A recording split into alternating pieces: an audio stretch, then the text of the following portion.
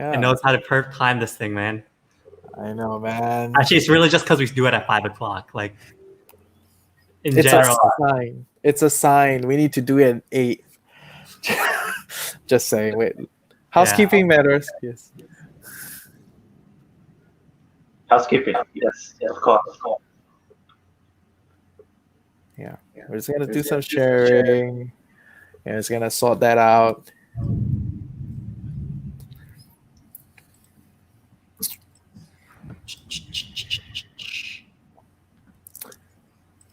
Have you checked out my website? Your website? Nah, I just built a website. I attempted to build a website. Yeah. Is that what you do Is normally? that how you spend your whole day? Okay, wait. Come again, you're saying? Is that what you do normally? No, it's just a COVID-19 thing. Oh. Yeah. Everyone's trying out different things. I know, right? It's like the best time to try all sorts of stuff. Yeah. Right?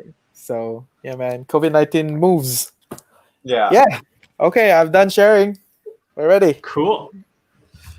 Sounds good. All right. Hank, y'all good there? I am good. Awesome. So, welcome guys who are just joining us. Thanks a lot. This will be a fun conversation talking about all the different types of income that's out there. But before we actually get really deep into this, just wanted to kind of quickly introduce Henk.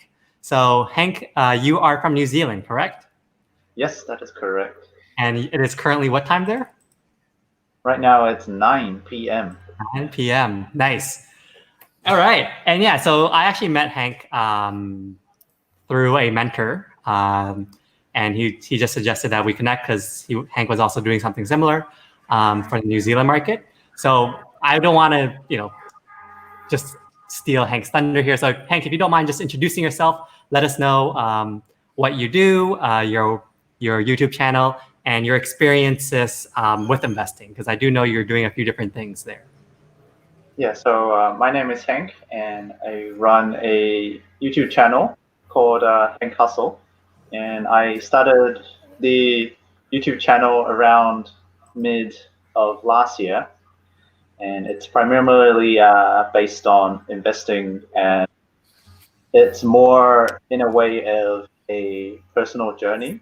And for me personally, it's kind of a way to share the things that I have learned from investing, and to share it with people that are also looking for that type of content and information in New Zealand. And I guess normally I am a marketer, so I do social media marketing and I make some videos. And this is the channel itself is an extension of that. So again, the finance stuff is something that I'm personally interested in, and it is when I first started looking for all the different ways to invest in New Zealand, I got really stuck.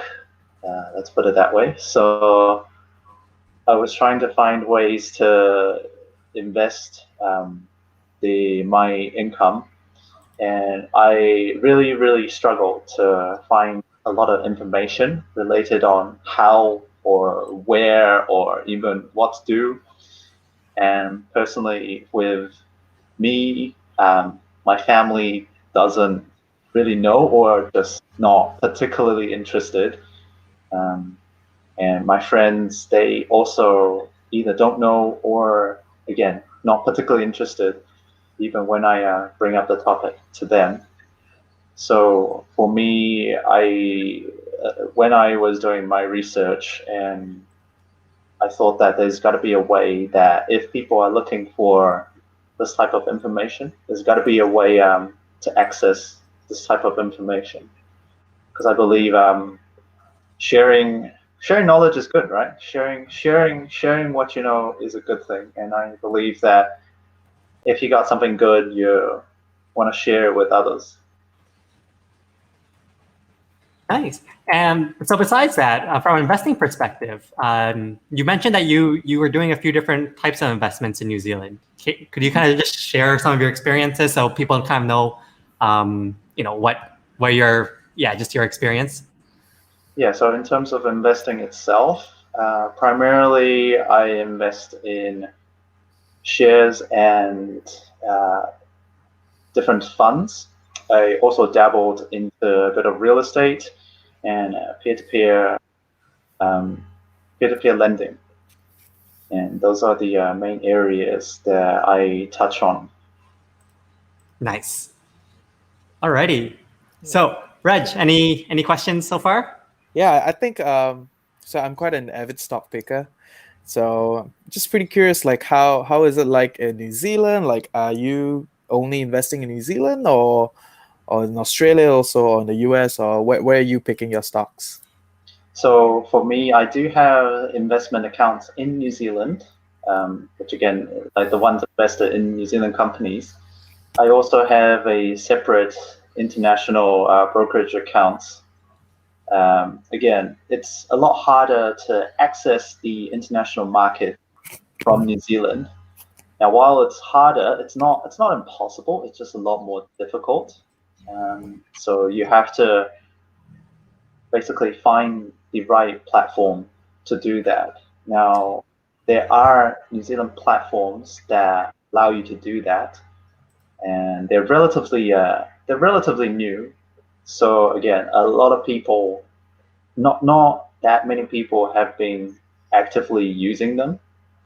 And there's also the integration part where a lot of them don't actually have a very like real-time interface. So if you are into actively picking stocks, it's just a lot more difficult. And also there's the time zone issue as well, because say for example, if I were want to invest in the US market, which is the biggest market for most people, essentially you will have to be up like in the wee hours. You have to be up from like 2 a.m. to like 7 a.m. type thing. Oh, dang. It's quite tricky. Yeah, I so know, right? Like I don't even like it that I have to tune in at 9:30 or yeah, like 10:30. 9:30 is like completely fine. Like you can have your normal work hours. You go home and boot up the computer, do some trades, and then you can still go to sleep. You have a few hours. But here is like if you really want to do it, either you wake up super early or you don't sleep. So in that sense, it does make it challenging, doable. I know of people that do that for a living, but they kind of gave up afterward just because it's like graveyard shifts, right? Like Yeah. if you do graveyard shifts, and then it'll mess up your next day. Yeah. I can imagine doing something like that, and then you're sleeping when you should be up, and then you're not actually spending time with family and friends because like you're just so tired. Your whole day just gets messed up. Anyway, so today's topic was it's all about passive and active income, right? So before we even like dig into all the different types of passive, active, and which ones we believe people should explore during this COVID situation, why don't we actually start by I think we all have kind of we are all on the same page in terms of what passive and active might be, but I think we also have very different nuances. So Hank, why don't you start first? How would you describe passive income and active income? So by passive income, in its very, very broad terms, it's some people define it as income that you don't necessarily have to actively work for. So it'll be something that you would prepare, like you do the work to set up an income source, and then the money comes in at regular intervals. For example, if you invest in shares, you're actively getting dividends from your shares without actively trading every single day or weeks.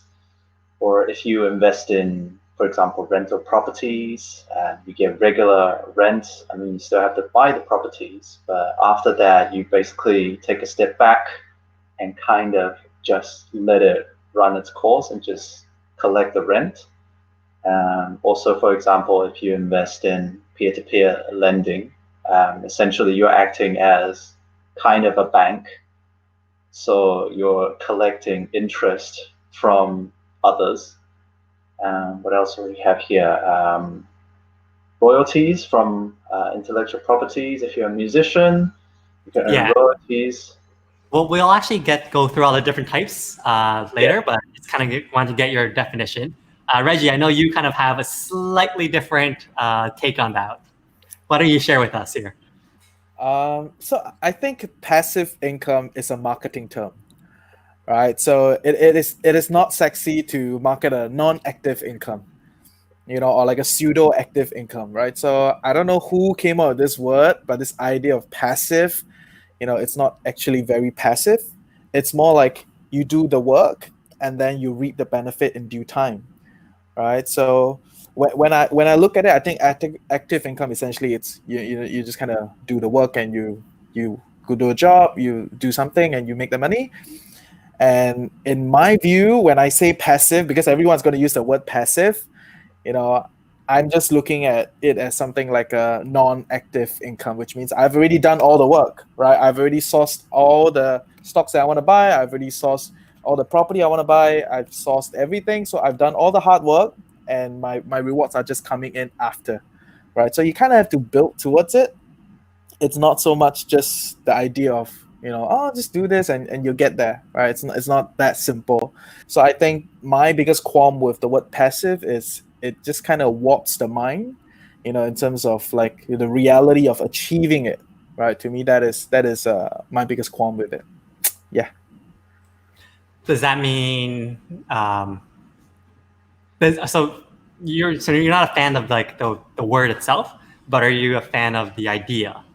Oh yeah, of course, of course. So I'm definitely a big proponent of investing and building multiple streams of income, but I don't like to use that word because it just kind of, like I said, misrepresents the idea that you actually have to do a lot of work. It's not passive at all, to get there. All right, but once you're there, then yeah, I think it becomes easier. Yeah, in that sense. Yeah. And I guess just, adding my 2 cents on this. So I would look at active income as something where you're literally trading your hours for a certain pay, right? So whether or not it is, you're working a full-time job, so you're trading, usually 8 hours a day, sometimes more, for a set pay at the end of the month or every 2 weeks or what have you, right? Or if you're a freelancer, then you're trading an hour of your skills in that freelancing thing for a certain pay, right? So active income is the idea of like you're always stuck in that scenario where you're always trading your time to make that money.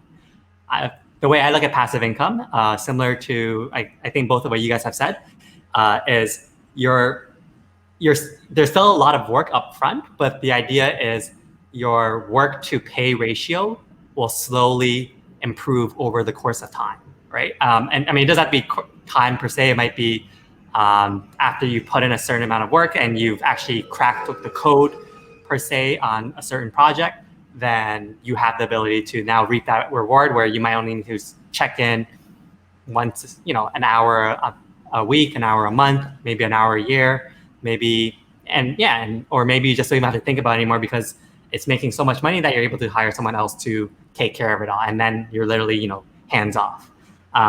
So given that, like, anyone have any thoughts about anyone's opinion or definition? I think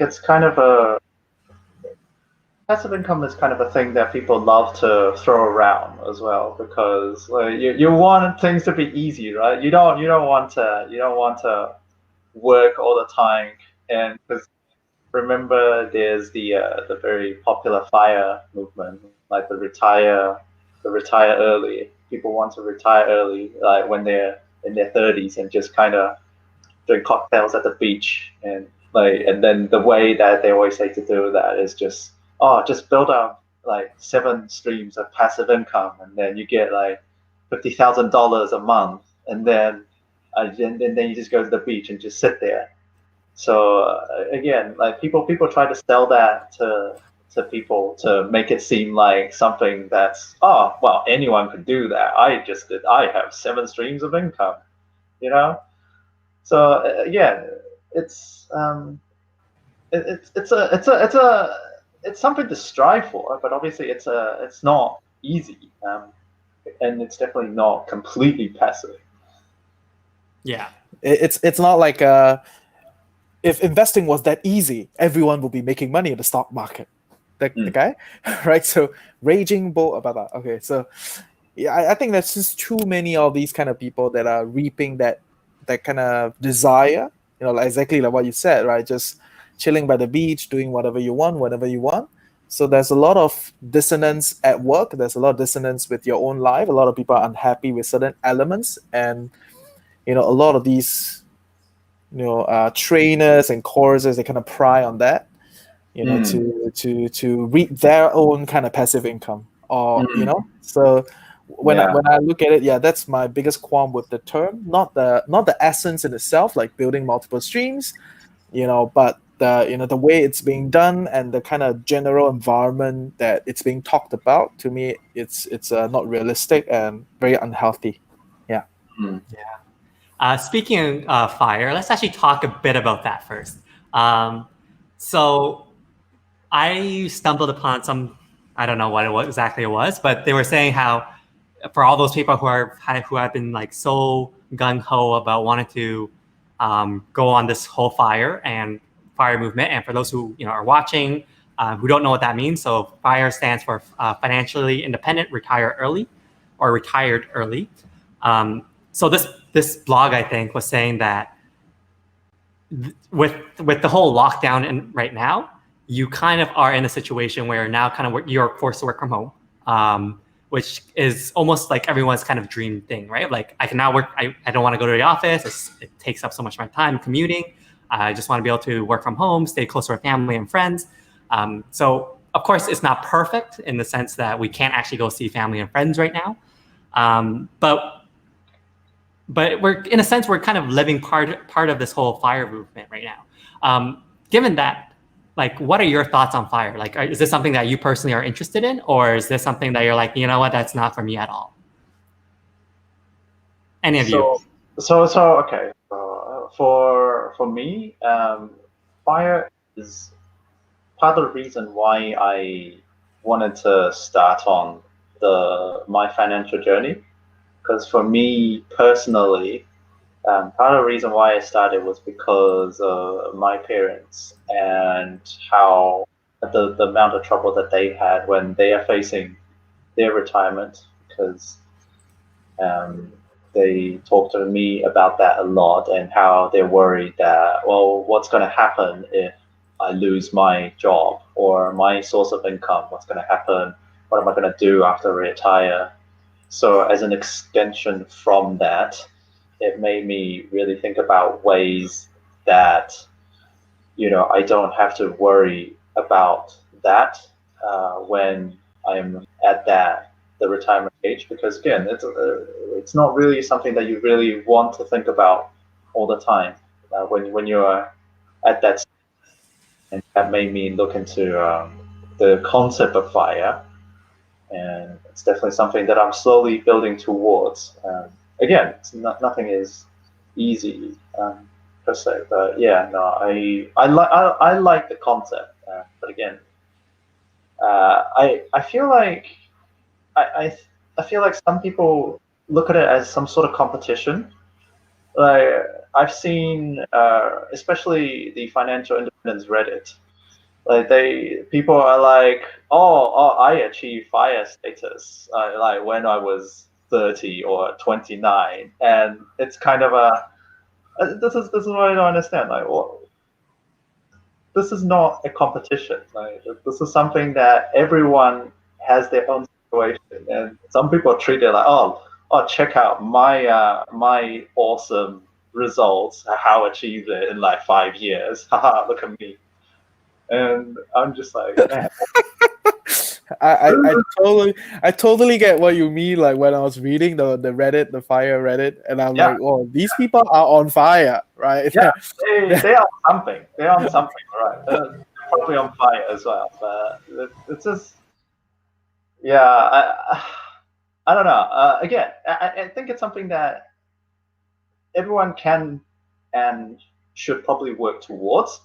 Um, but because situation is so different for everyone, you really have to take into account your situation instead of trying to compare with others.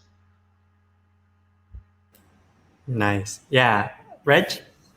Yeah. So fire. I'm a big proponent of the F and the I part, like financial independence. Not so huge on retirement per se, because I think the colloquial understanding of retirement is to like kind of quit your job and do whatever you want, that kind of stuff.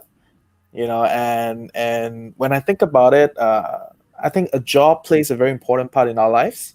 So retirement, it's never really a thing in the past. So you look at a lot of people, they just kind of work all the way to the end, right? A lot of even like the government officials, like in the Chinese people, right? They just kind of work all the way to the end till they cannot do anything, right? And when I look at, I just kind of course it's not the best comparison, but I just go down to the coffee shop and I see all these like retirees sitting down there every day, just kind of chit chatting and playing golf and doing what they always do.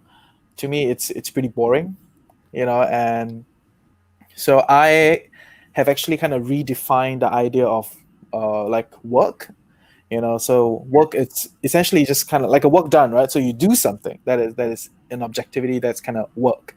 But in a job setting, so a job is just like a series of work bundled together, right? And you're kind of paid for that job. So when you retire, it doesn't mean you stop working. It just means you change a different form of work. So you got to do different elements, different kind of things. So I think I'm just kind of not very settled yet on the whole idea of retiring early. Like, is it really that good for an individual? Is it that emotionally healthy, socially healthy?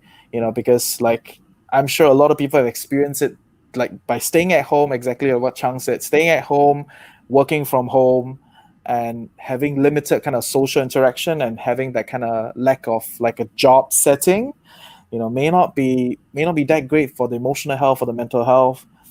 So big proponent of financial independence. I think everybody should kind of build towards that because it helps you to become better at what you do. Like, I think I always say this thing. Some teachers these days have a really hard job, right? They gotta take care of the kids and they gotta handle the parents. They gotta do the syllabus and everything. And one thing I think a teacher can become better at is if they have a much better, much stronger financial background, they can actually be a little fiercer to the parents and be a little more upfront with the principal and just be a little bit more direct. It's like, hey, this is not gonna work. But if their finances are on the line, it kind of impedes their ability to do the job, right? To be a great teacher, you gotta be more blunt sometimes, right? So it's not just teacher. I think it's just many other people. And when your work setting has direct implications to your income, and if you lose that income, it's going to affect your life, then very good chances you will not be able to really kind of propel yourself and excel at work because you have all these kind of connotations, all these kind of things that you need to watch out for. So big proponent of financial independence, not too sure about retirement early at this point in time. Yeah. I Totally think agree. I think Reggie's touched on a very important point that a lot of people, after they retire, they just don't really do a lot or don't even know what to do. And I have seen that as well. And again, a lot of people, for a lot of people, work kind of gives them a sense of purpose. And it's, again, if it's something that they worked on for like 20, 30 years, whatever, and to suddenly not have that is actually taking a big part away from them. So again, unless you have something that could almost occupy a similar role, it's not the most beneficial for you to do the retire early part. Yeah. Yeah. Yeah. Do you want to say something, Chuck? Yeah, I just wanted to echo Hank there. I remember reading a lot of material in the past where it's stated that people who like the lifespan of someone who like retires or the lifespan of someone gets significantly shorter on average once they retire, right? And I think a lot of it is because they lack that sense of purpose, they lack that sense of social connections that you might have in a work setting, and they lack that sense of having to think or having to having to like deal with new things, right?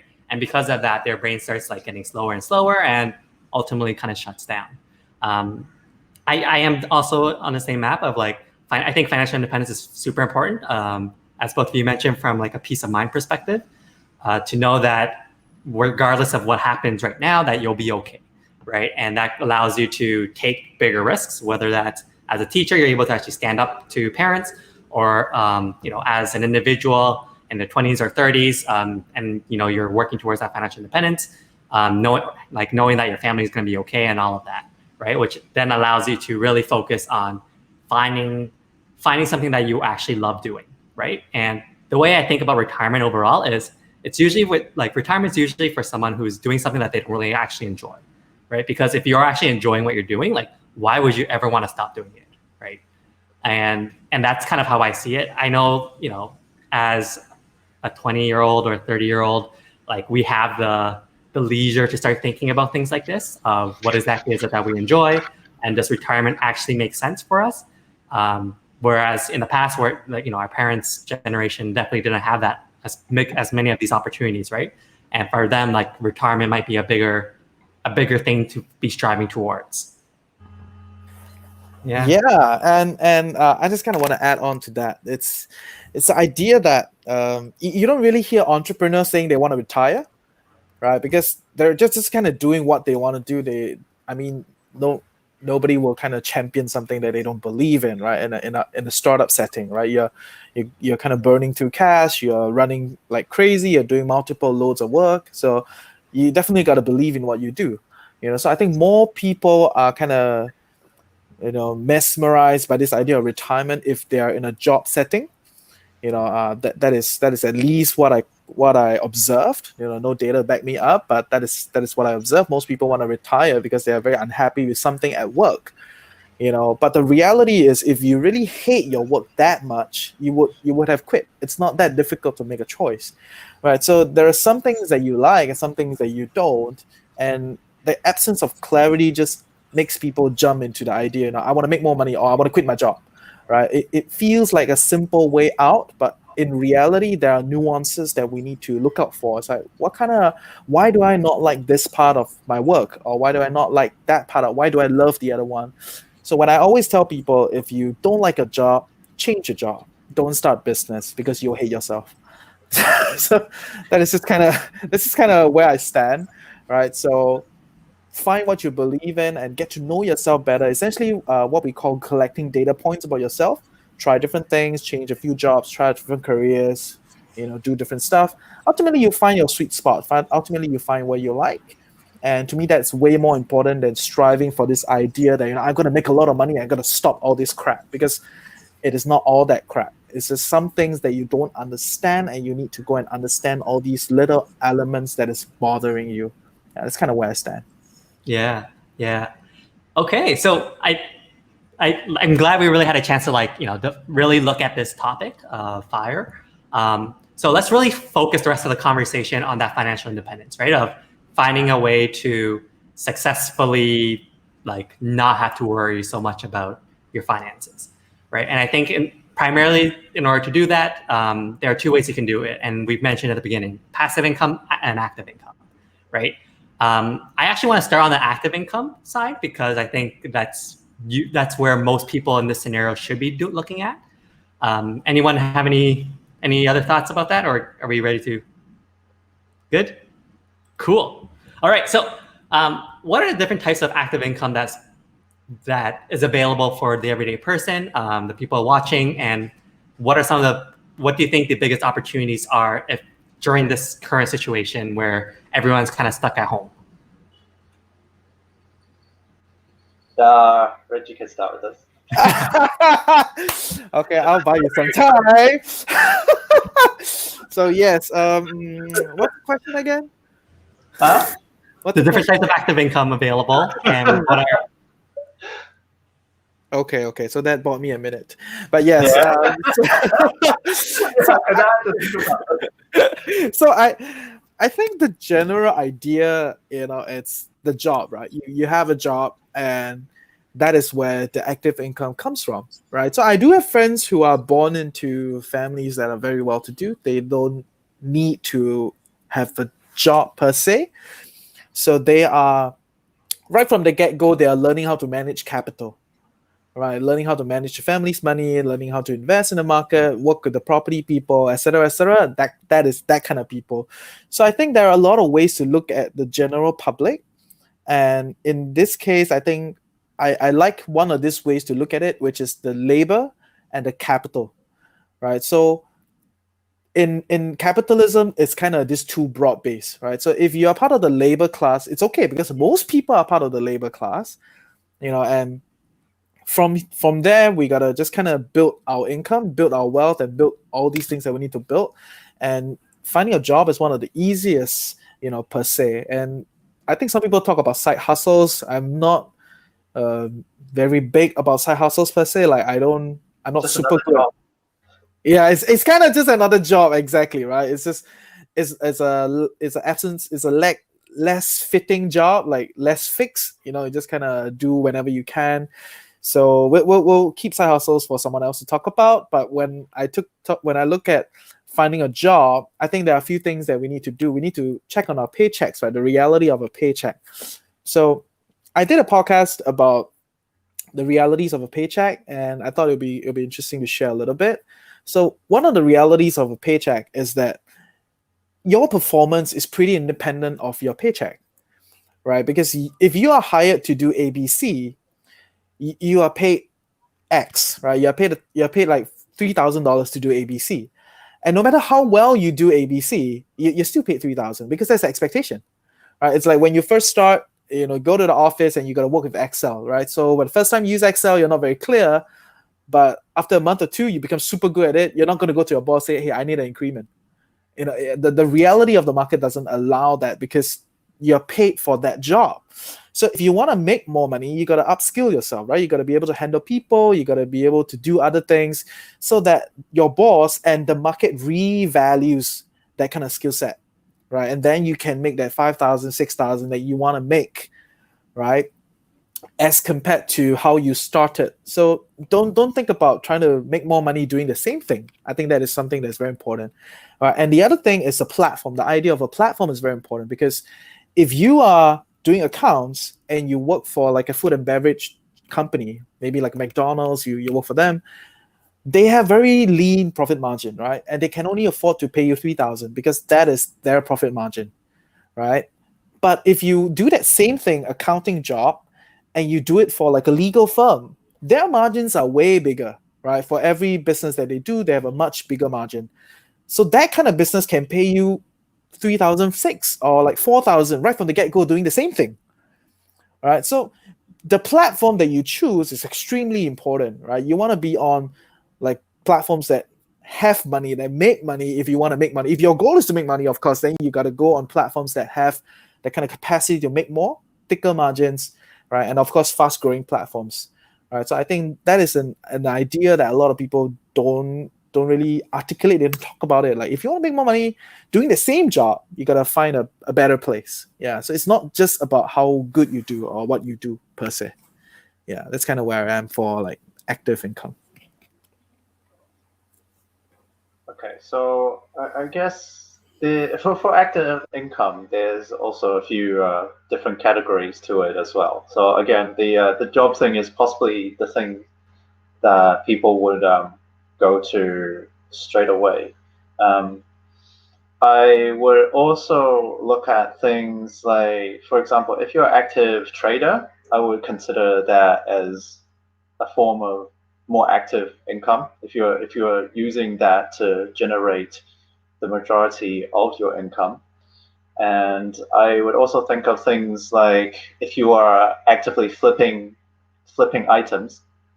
If you're actively into buying and selling, like it could be items, it could be houses. You could be really into real estate, and you just buy houses, fix it up, and then flip it for a profit. And I would consider that as an active source of income as well. And of course, there's also things like, say, running a business. If you're an entrepreneur, if you are creating a product, you're running a business, you're actively involved in sourcing and hiring. I mean, it could be, it doesn't matter which part of the business that you're part of. So I see pretty much all of those that would all fall into the active income category. Essentially, and again, I guess it is true that essentially you're trading a lot of your time for the money. And the difficult thing is that time is obviously always limited. Like you can only work harder than someone to a certain degree, and obviously it's not really possible to have more than 24 hours in a day. So I think active income is something that people should definitely start with, and it makes a lot of sense because it is easier to get into. And I think it's almost also important to think of ways that you can slightly separate, like just by working for time, to working for to become more goal oriented and project oriented, so that you don't have to exactly exchange an X number of hours for an X amount. So that if you are very good, if you're a very good designer, you can knock out designs like in a very quick pace. Yeah, you can still charge people the same amount, but because you're very good, you can knock those out a lot quicker than a very average designer. So effectively, you are gaining a lot more within the same amount of time. So again, I do think this is a balance thing. That if your purpose to make money is from active income, you should definitely try to maximize the amount per time that you invest in. Yeah. Yeah, I wanna add in a little bit about the business part. Like, you're talking about like when you build your own business, that is also active, right? And I agree with that. So that's which is why I said that if you hate your job, change your job. You don't do business, you hate yourself. Because when you start your own business, you're doing all these other things that you didn't do before to put yourself into a job. Right. So you're kind of creating a job with doing so much more extra things, right, in that setting. So I think there needs to be an absence of fascination for business, right? Because most people that are doing business, they are still part of the active group, right? They're still making that money doing the day to day, right? They're not out of the operations. They're not in the shareholder only, so they're very active in that process. So I do agree with that. Yeah. Yeah, Okay. because that. Sorry, Yeah. I still add a point. Go for it. Go for it. Okay. So that just reminds me of the thing that the guy talked about in the book, the E Myth. So it was talking about how running, like entrepreneurs running small businesses, basically are creating a job for themselves. So instead of trading a 9 to 5 job, you're trading a 9 to 9 or more job. So essentially, people get more and more unhappy by doing something that they're supposed to like. And then again, a part of it is why a lot of businesses fail, like especially small businesses, because people can't understand. They'd be like, oh, but so say for example, if they love baking, like, and then they started running a bakery, they're like, oh, but I love baking. Why is this not really working? Because you are taking the mindset of when you used to be an employee, you really like the baking part, you're very good at it, but then now you have to do everything else around it. You need to manage, you need to employ people, you need to bake. Like literally, you're giving yourself so much to do that it takes away what you actually like about the job itself. So yeah, that's part of the thing that if you are considering starting up a business, it's definitely something to consider. That are you prepared to go from, let's say, an employee type, a job type, to be someone that's like maybe take a step back into more of a management type role, or are you the creative type and then you need to produce things in a different way rather than actually doing the baking itself. Yeah, then that's something that people need to consider before they're going into like business entrepreneurship. Yeah, and all that. Great points. So I'm gonna take. I guess I'll take the side hustle side of things. So I'm actually a huge fan of side hustles. I think if you can, the way I look at side hustles is you need to find something that first of all, something that you actually enjoy doing in some capacity, right? Or something that you can be really good at in some capacity. The way I look at so the whole upskill thing that Reggie, you mentioned earlier on about, if you can continue to upskill your whatever it is, then you can command a higher salary in your full-time job. I totally agree with that.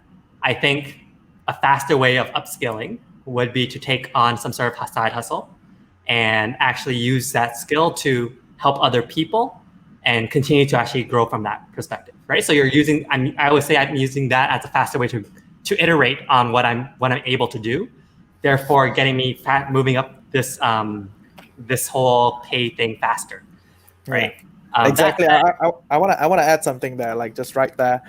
A lot of people, when they look for a photographer for their wedding or for their something, they like to go for like the affordable one, right? The one that is cheap or within whatever that's their budget. But they don't realize that actually when you go for the affordable one, you are the guy's benefiting from you more than you're benefiting from that guy, right? Because he's new in the game and he's trying to like kind of suss it out, and that's why he's so cheap and try to manage things.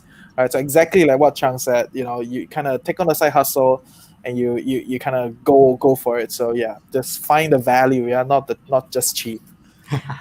Yeah, but that said, like you still have to develop a skill that is actually going to be in demand, right? So if you're going back to the whole bakery example, if you love baking, yes, you can do that as a side hustle. You can probably sell a few dozen cakes maybe a week, but you're still going to be limited by what you can do, right? And by who you can serve primarily, right? But if you're doing something like, let's use an example of like a marketer or someone who edits videos or something, right? Like that's a skill that as you get better and better and you get faster and faster at it, and as you can kind of figure out those like nuances that your like clients are usually looking for, then you can command a higher and higher pay for that, right? And from there, and that's why I'm such a huge fan of like using skills as a way to, or using side hustles as a way to grow your active income. Last thing I want to say there is, ideally, you are able to connect this or this side hustle to kind of what you're already doing, because then you're able to then use like your day-to-day work to give you that foundation, right? And then use your side hustle as a way to accelerate it faster and faster, and it gives you a more real-time grasp as to like, okay, since I'm already in this role as an employee, what's that next step look like as an employee, and how do I use my side hustle as a way to develop those skills to then take that promotion. I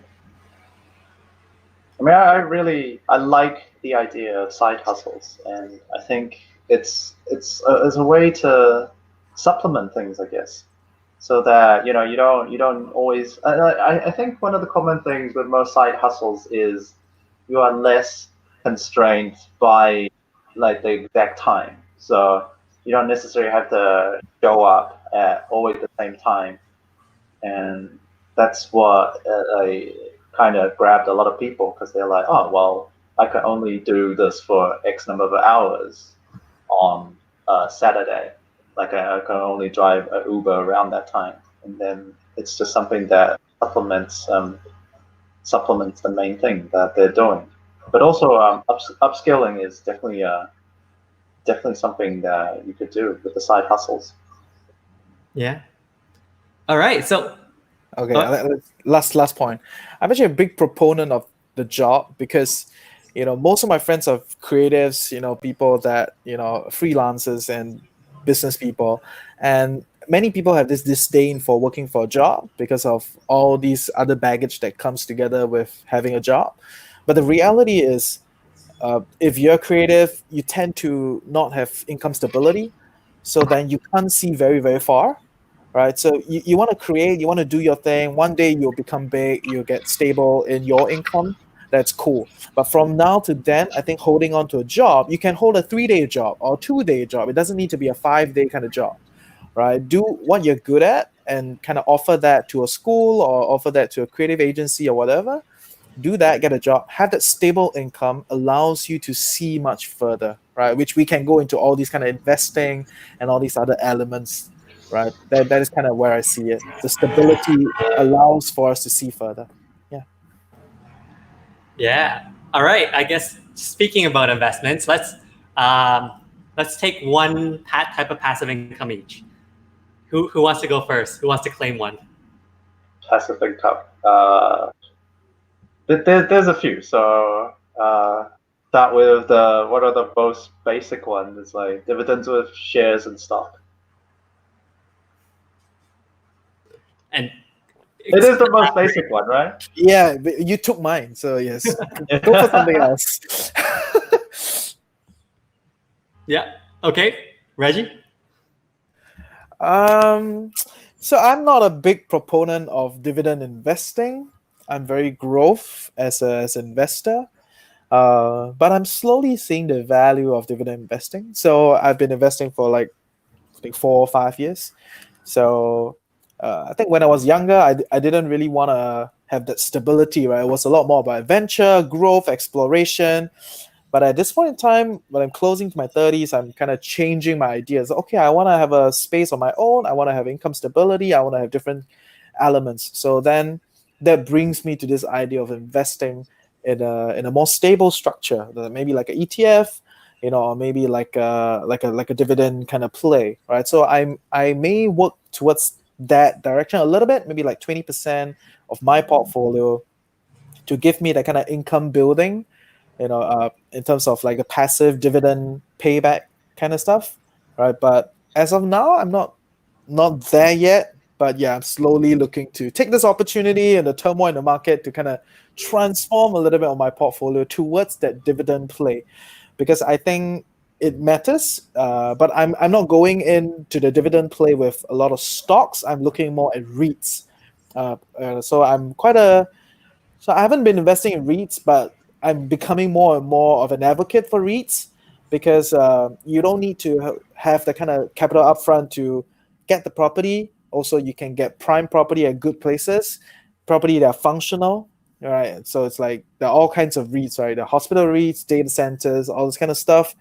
And most important thing is if I'm a dividend investor, if I'm trying to invest for income, I really don't want to care too much about doing the whole property thing, cleaning it up, sending people to fix it up, what if my tenant doesn't pay up and all this kind of stuff, right? So a REIT kind of gives me that stable, relatively stable, less work kind of return, about 5%. To me, I think that is quite a good direction to go towards, right? Yeah.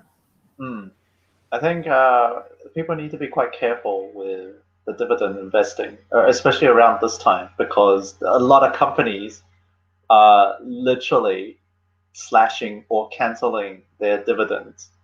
So again, part of it is possibly a diversification as well, because you can't really just rely on that. Like if that's the only thing that you rely on, then when companies start to slash the dividends, you really feel it. So even with dividend investing, you'll probably be looking at like multiple companies, so that even if a company is not doing well for a year, the other ones can still kind of balance it out. Again, this is more unusual circumstances at the moment, because I know a lot of companies in New Zealand have been slashing their dividends like very drastically. A lot of them are literally just like completely canning it um, for the upcoming one.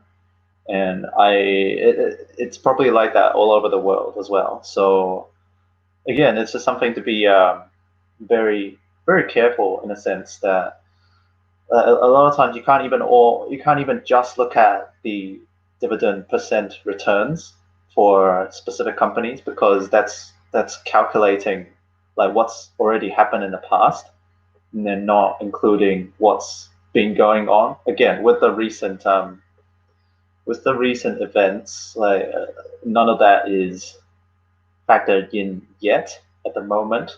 So for example, company prices have dropped by quite significantly, yet they would appear to have like amazing dividend payout yields. But again, that's looking at it from the past.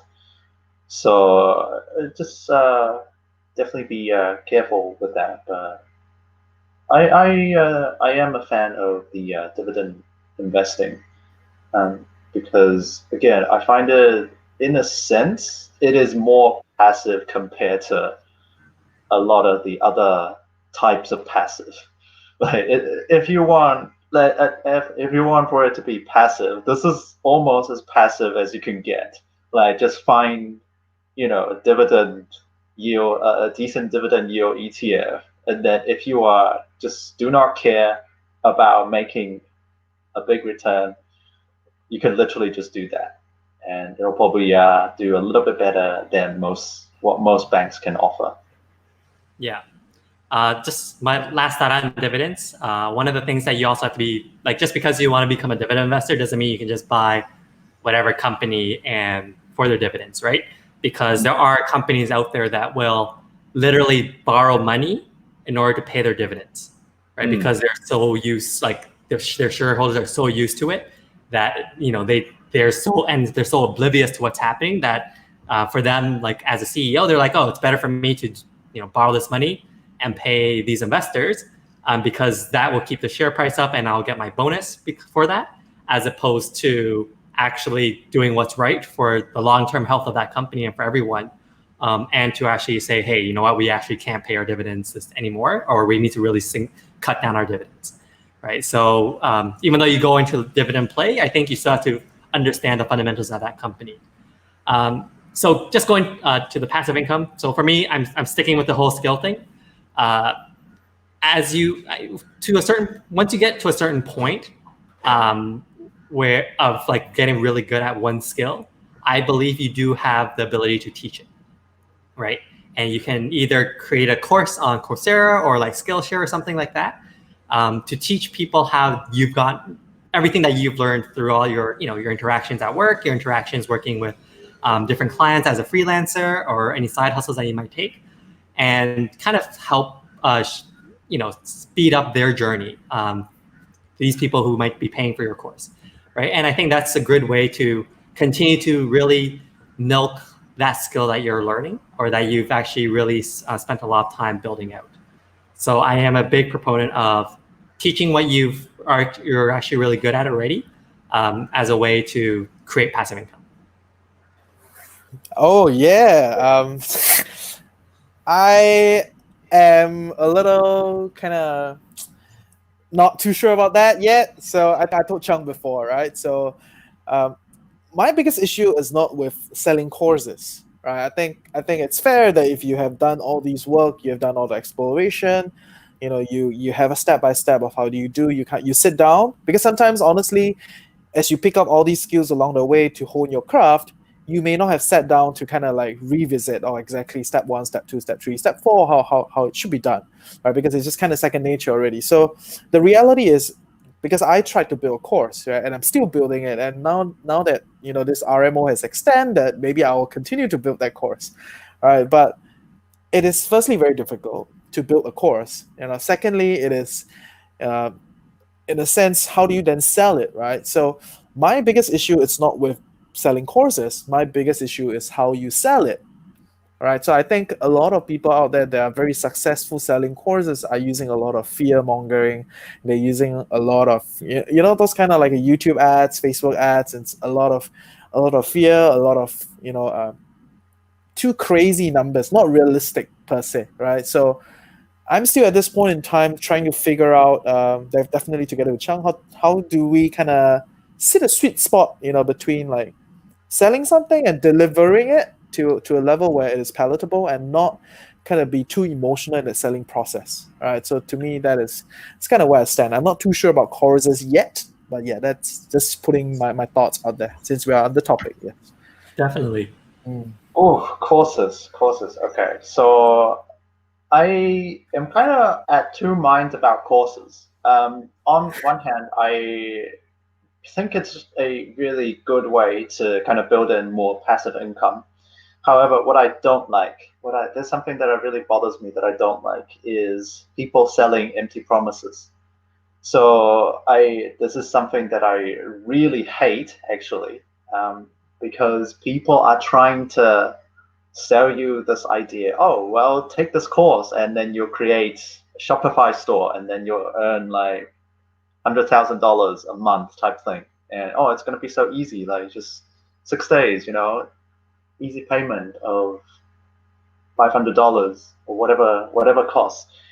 And what tends to happen is for some more dodgy course builders, they literally use the profit that they get from the courses to kind of improve their claims. Like they use whatever the profits that they get, and then they'll be like, oh, show the students that they're like, oh, I've got this and that much profit, but it's actually from selling the course itself, not from what the course is actually teaching people. So again, like I think it's very good to be able to share things that, like if it's a skill that you're really good at, it's very good to share it to the world. But I dislike the people that try to take advantage of others that most likely will know less than you, but they don't know any better. So there's kind of an ethical balance going on there. Yeah. Definitely, like exactly my thoughts, right? And when I look at it, I understand the complexity of building a program, right? Like it is the thought process going into it, then churning the material and trying to do all those things to then make it work, right? But I think, like what you said, there are a lot of people out there selling all these kind of courses with empty promises, and they may or may not have realized that they're doing that. So I'm not blaming them, but the reality is that they may not have put in enough thought in terms of the program itself, right? And the way that they're selling is just kind of, it works, right? That's why everyone is doing that kind of way of selling, right? But how does it then impact the market? How does it then impact all the other courses that are legit, that actually can afford to kind of charge and do all those things? So yeah, I'm still very lost here. But yeah, since we're on the topics, I just Yeah. just talk about it. Yeah. There I think definitely that's. is a Sorry, go for it. expectation. There's definitely an expectation versus reality thing. Like, if you sell people expectation way high up here, and what they get is like somewhere way down here, then this is a problem, right? You don't. But again, that's the problem with how you actually sell a course. Because if you don't try to sell people up here, people are not even gonna want to buy it. Like, right? Like if you don't Exactly. sell, oh, I look at Lamborghini, Lamborghini in my garage. I only have to do this and that. But reality is, all you can realistically get out of it is like here. And like people spend all these money, and they're not getting what they think they're getting, and that's a problem. That's a definite problem for me.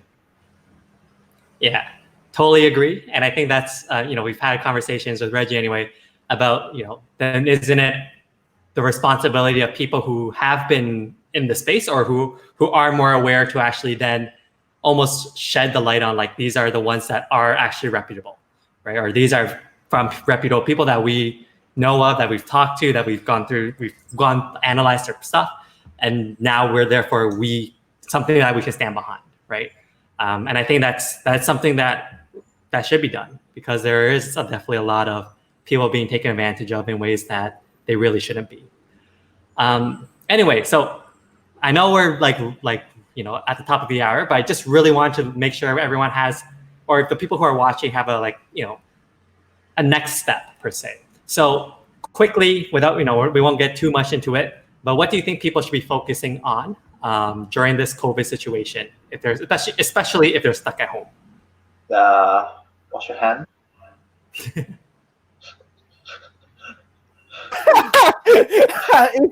Okay, fair. But if you're stuck at home, then wash your If hands. you're stuck at home, just keep your hands as dirty as you want. Like No. Fair. Good one. But how about from a financial perspective? We've talked about passive, we've talked about active income. Given all of that, what would you suggest people really look into? So I mean, if you are a shares or stock investor,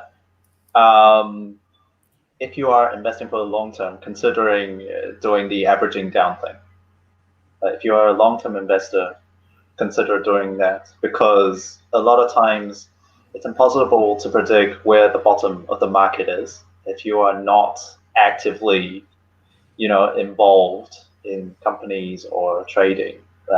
The easiest thing for an average Joe to do is to average down, especially in a situation where there's so much uncertainty.